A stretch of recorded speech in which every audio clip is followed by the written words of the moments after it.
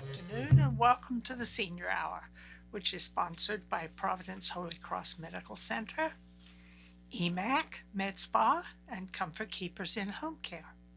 I'm Barbara Cochran with my co-host, Dr. Thomas Polucki. That's okay.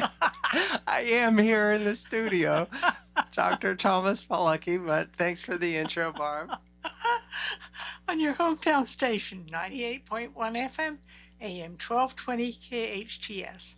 This is a show for, about, and by seniors, giving information to enhance one's quality of life. And our in studio guest is. It's me. I'm supposed to speak now. Okay. Yes, speak. Dr. Thomas Polucki. Okay. All right. I think we're changing the name of the show from the Senior Hour to the Senior Moment.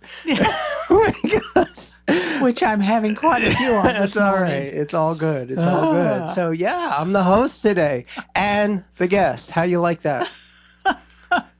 And for those of us on the Facebook feed, it looks like it's a sci-fi movie here. Yes, it does. It feels like it too. And we're not going to explain any of that. We're just here to mess with your head. So actually, it's Fibromyalgia Awareness Month. We got a couple days left of it. And so here's the thing.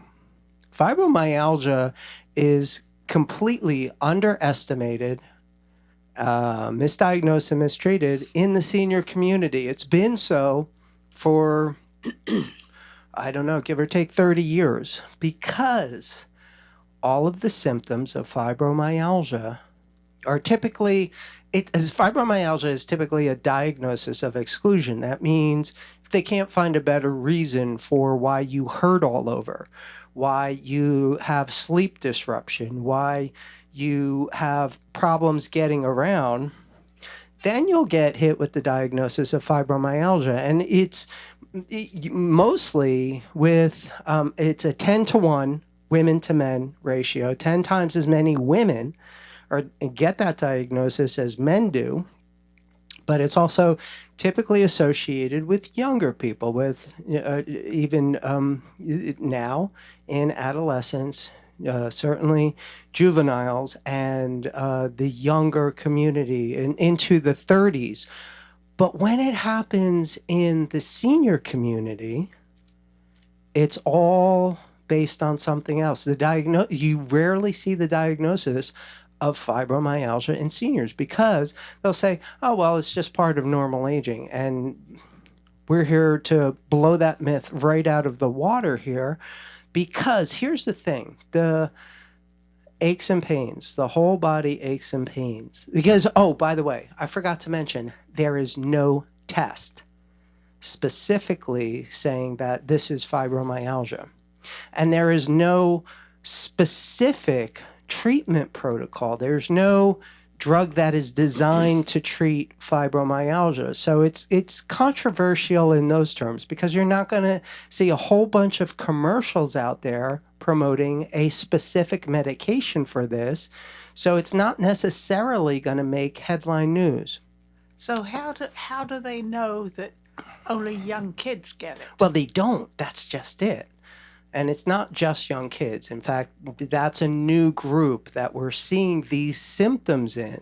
It's mostly women, and it's mostly women in the, let's say, the 20 to 40-ish age group bracket. If that is even a demographic, I'm not sure how that stuff works.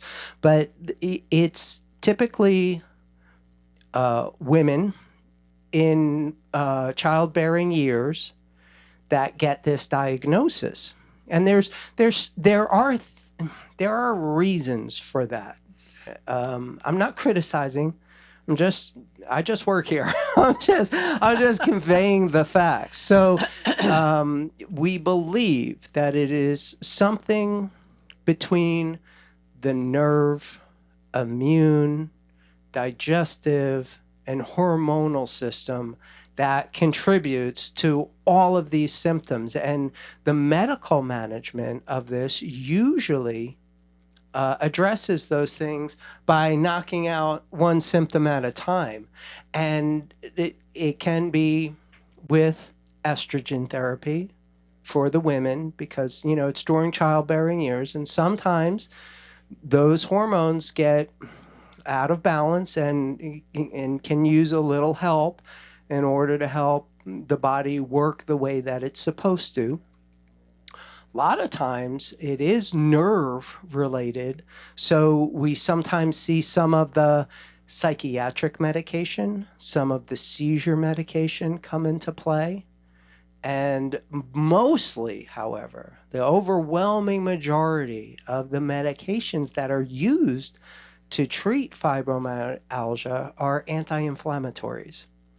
So we're going to talk a little bit about all of those options, but not from obviously from the medical point of view, because that would be Dr. Dorio's forte.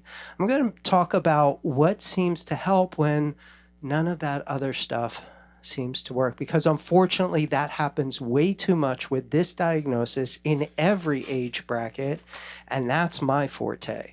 So we're going to be talking about what we call lifestyle medicine, functional medicine, alternative medicine that seems to help these people more effectively than pretty much every other option out there.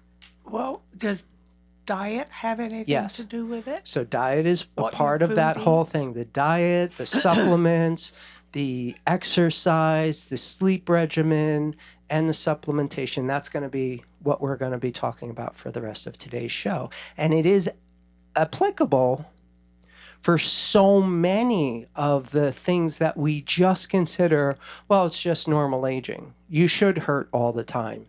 You should have digestive problems. You should have sleeping problems. You should have mobility problems because you're old. And I don't buy it. Well, I don't say I'm old. I know I'm you don't, but older. I'm saying that is the implication in this society that, well, all these things are normal. What do you expect? You're old. And I'm like, that's not okay. But what do you call old? Well, the You senior know, community, senior community.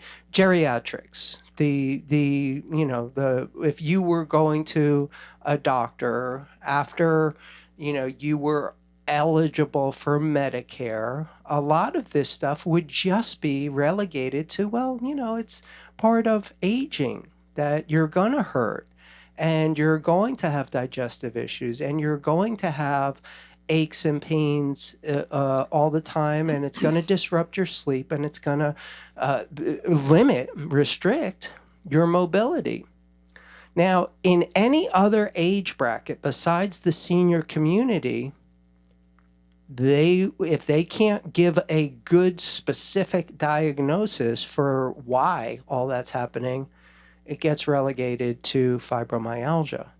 But because, most people just assume, well, I guess this is all just part of normal aging, it rarely gets treated that way in the senior community. And I'm here to tell you it's a big mistake, because the same lifestyle changes that we just talked about, the diet, the exercise, the supplementation, the types of therapies that those of us who are just listening into the radio can't see, that Barbara and I now have near infrared low level laser wraps around our necks. And Barb, you can chime in whenever you have something to say about these Oh, technologies. I love this Yeah, because I have one yeah, and I use it on a regular basis yeah. because it feels good. It feels good, It really does. and it feels good without putting a big stress on your stomach, your intestines, your kidneys, your livers, that any kind of uh, doctor recommended over the counter medication is going to do without a mention of that. They don't have to say those things when you don't need a prescription for it.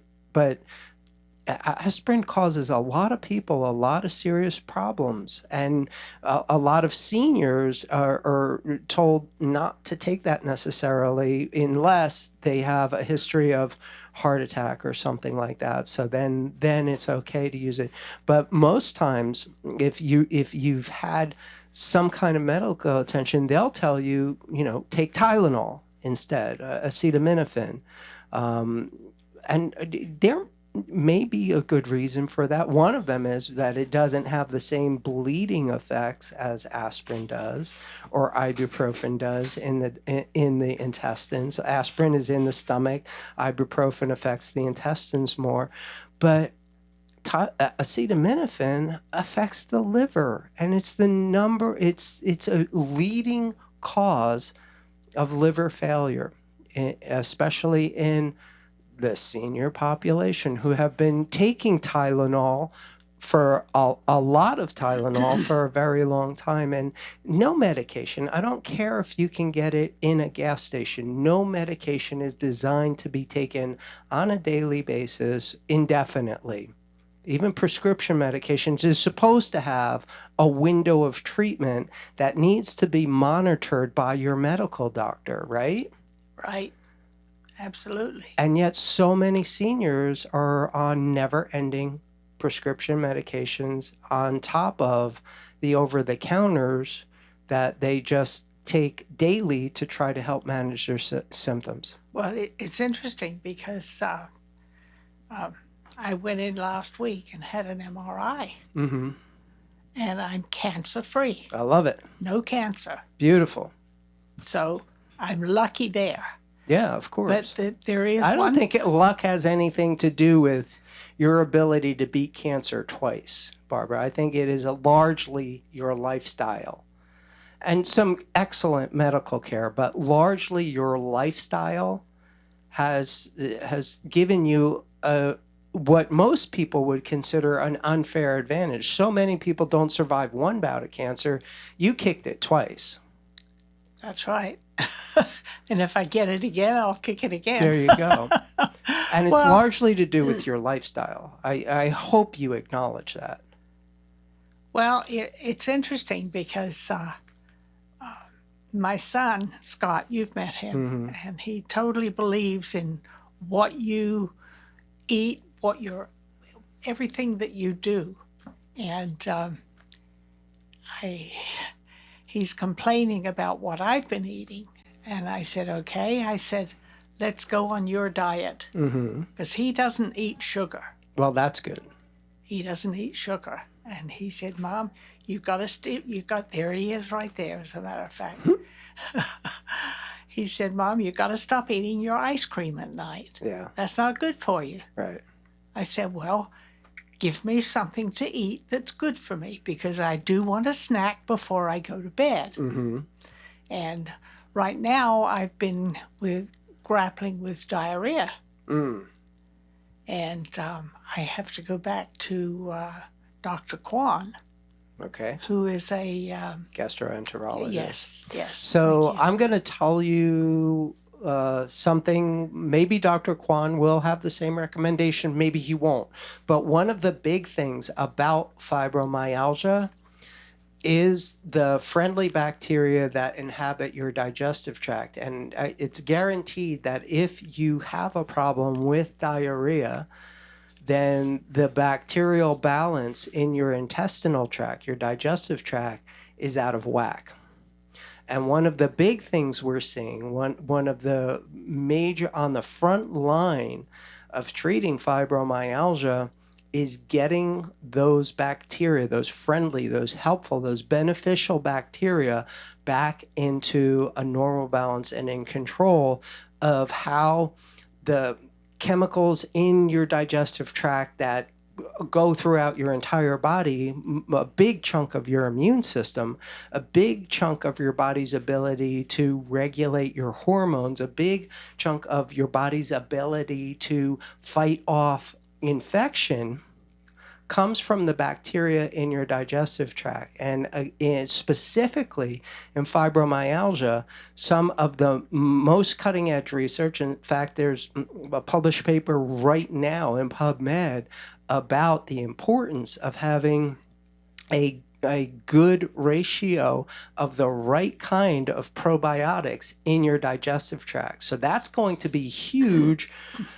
I hope Dr. Kwan touches on that, but even if he doesn't, we've got you covered. I was going to get to this later, but our probiotic formula is one of the most reputable laboratories on the planet. There's only a few, believe it or not.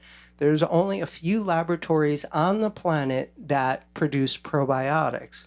And some of them are mass produced for commercial products, what you'll see on the shelves. And then there's a handful of laboratories that specialize in probiotics, and they're always refrigerated. And there's a difference, and there's a reason why. Now, when you think about it, it can be a little confusing about why would you need to refrigerate a probiotic if it's working in your digestive tract at 98.6 degrees, right? That's Yeah. kind of hot. If it was 98 degrees outside, you'd be uncomfortable.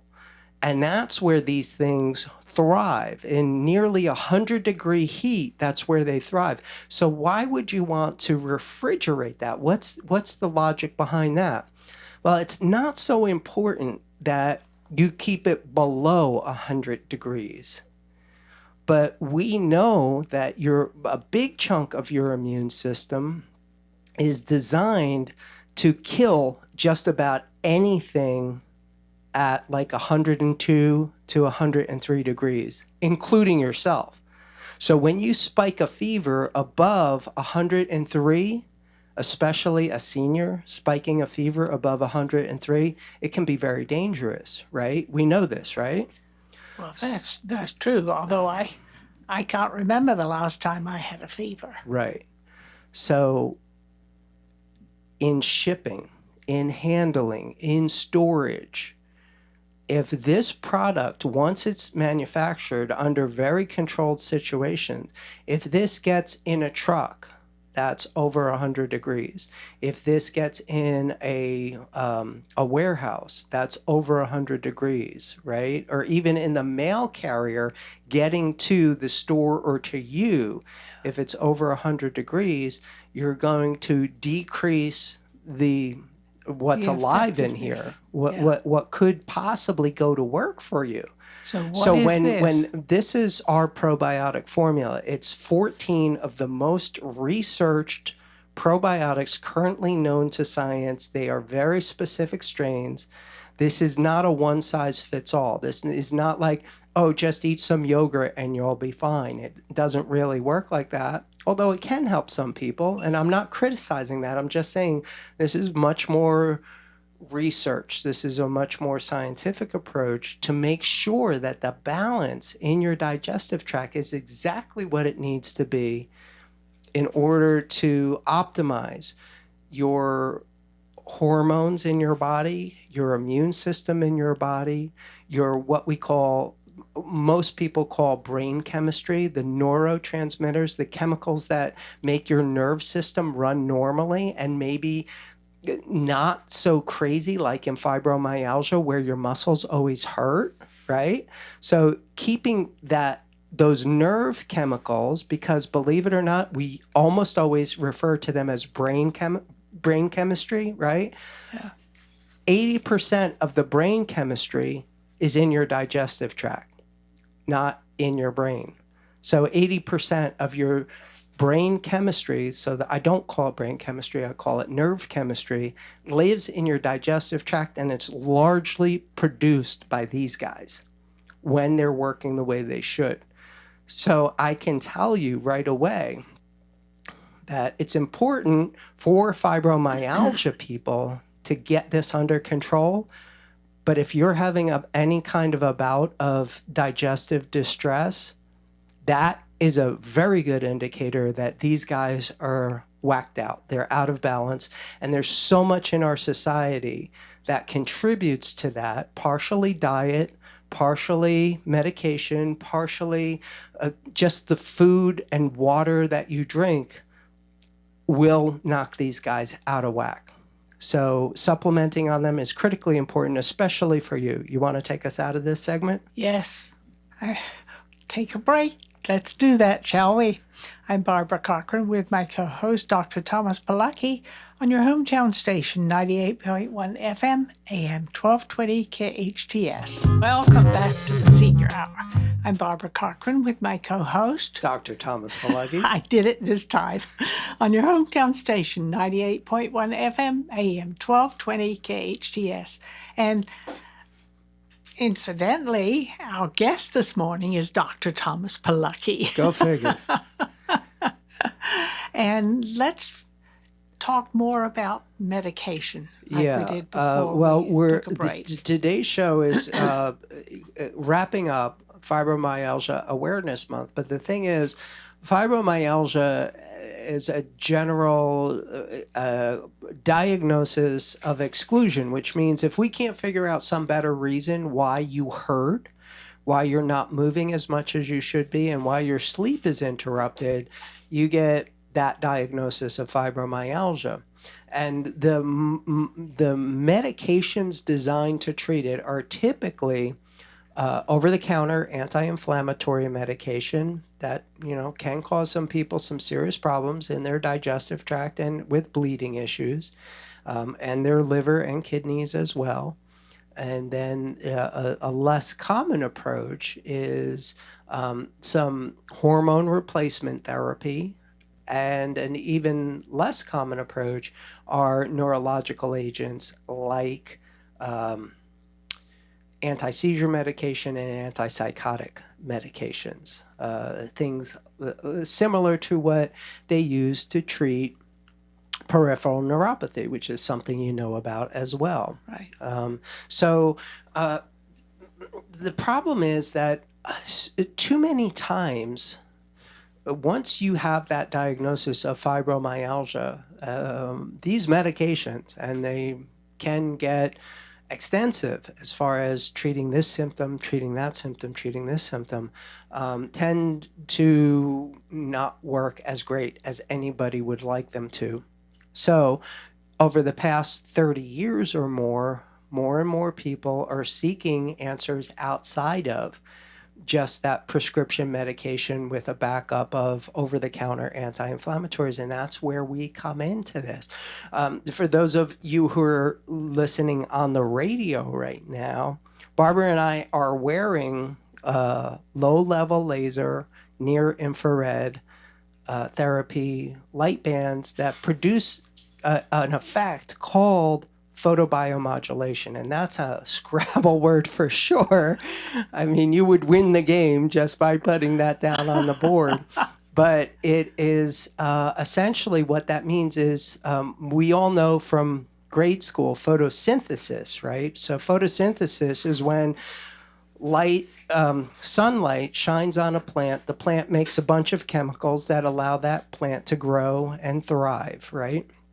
In people, it's a similar process, but it's got a much bigger, much less common name called photobiomodulation. We know about vitamin D, right? You go out in the sunshine and your skin makes vitamin D, right? And that's a big issue with fibromyalgia.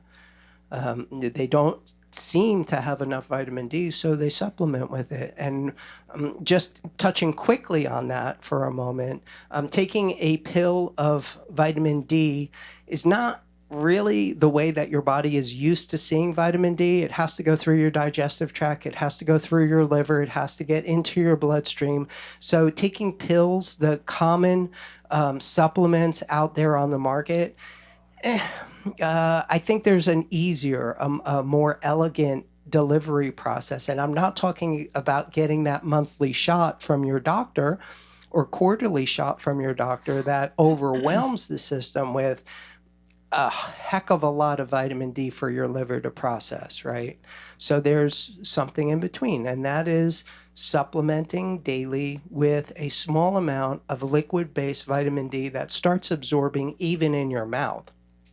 It's much closer to the way that we're designed to use vitamin D through your skin, or you can even put our product on your skin if you choose to do so.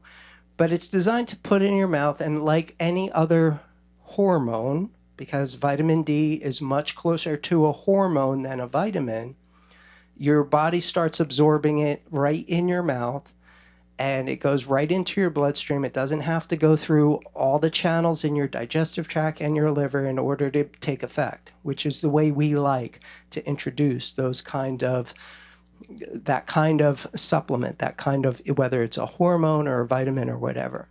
So there's that. So in photobiomodulation of this wavelength in the near infrared range, it makes very cool chemicals. One is nitric oxide, which is called a signaling molecule, and it repairs just about anything on contact because it is a basic building block of everything, including your DNA.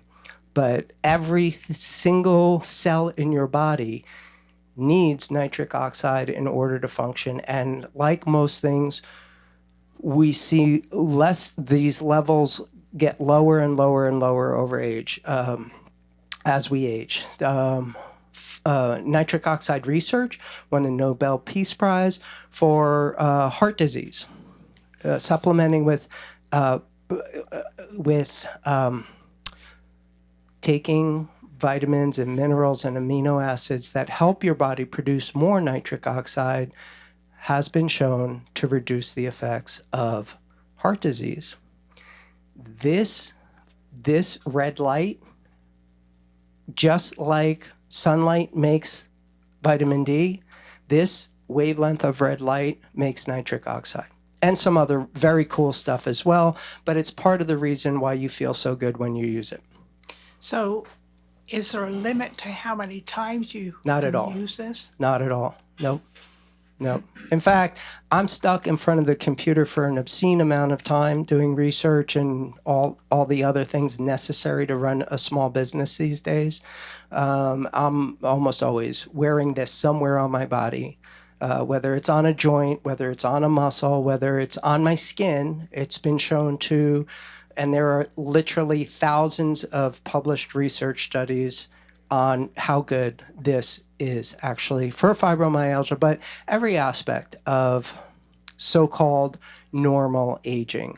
It's amazing. It's amazing. So that's one of the therapies we use in the office and send home with our patients as well, as you know. Oh, yeah. I have one at home. And then there is the treatment in our office, which is a little bit different. Before I say the word, because I know it's a knee-jerk reaction for most people, especially in the senior population. The type of work that we do in my office is a very specific, gentle, and effective kind of chiropractic. And as you know, there's different kinds out there, but most people only know about the kind where they get twisted and manipulated and you're twisted back and forth. Yeah. And that's not pleasant. No, I don't think so. Some people do. Some people like that, but No, there's. I don't. That's why I'm here with you. Right. The fact is that at least 8 out of 10 people in the general population don't think that that's a good idea. And believe it or not, I'm one of them. So I've never done that in my professional career. There are ways to get all of the benefit without any of that harsh manipulation that most people won't even consider an option. And I understand, because I wouldn't either. Yeah. But we're about to demonstrate on you what we do in our office. It's going to make a lot more sense for the people watching on Facebook. So if you're listening in your car right now and you'd like to see what is different about what we do, this is the end product of what we do, because a lot of examination and experience working with a patient goes into what you're about to see. I don't do this exactly on your first visit because I don't know all the stuff necessary to treat Barb the way I'm about to, but you're going to see how different this is than what you see in those other viral videos out there about chiropractic, the ring dinger adjustments, so-called. Do we take this off? Yeah, let's take them off, and so I can work on you a little bit here in the studio.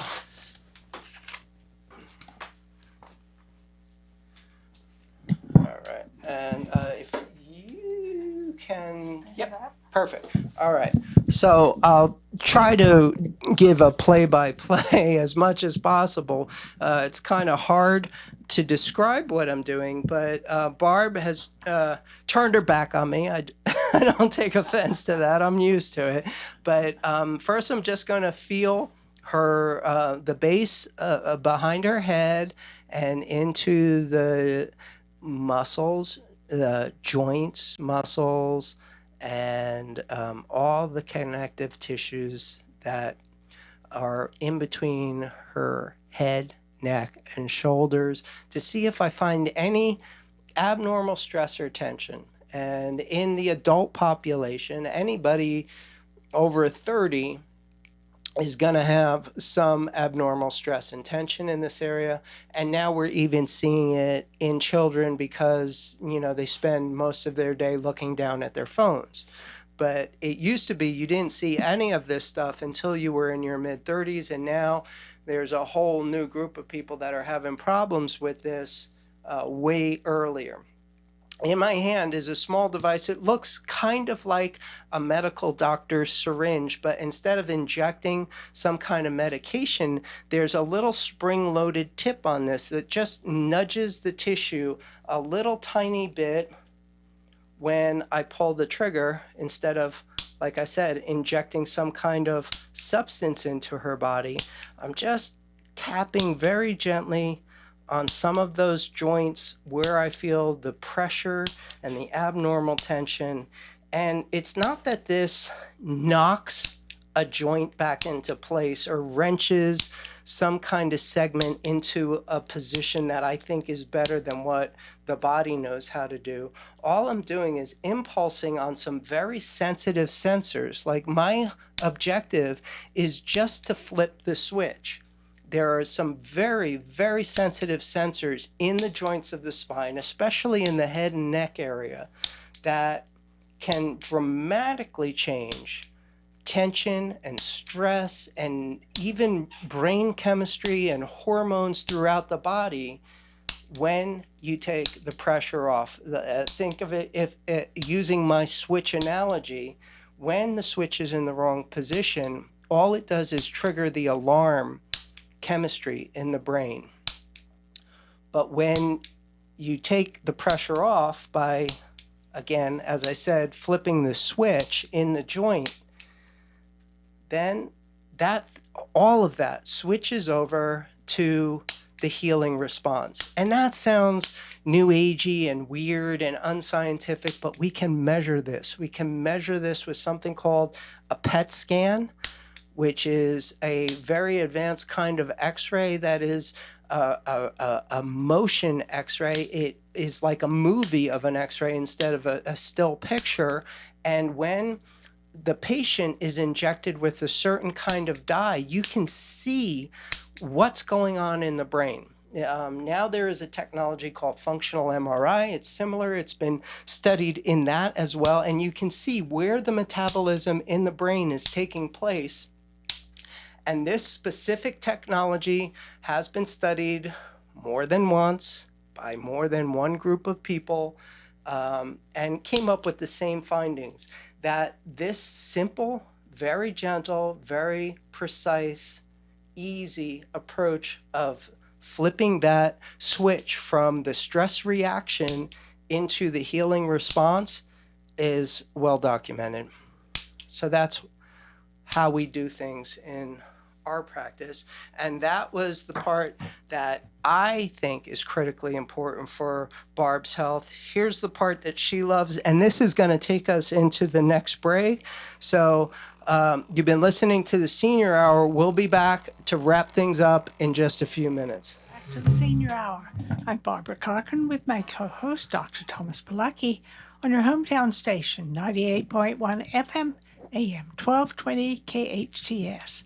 And let's finish off here, shall we? Yeah, another show just blew by. Yes, it really did. Yeah.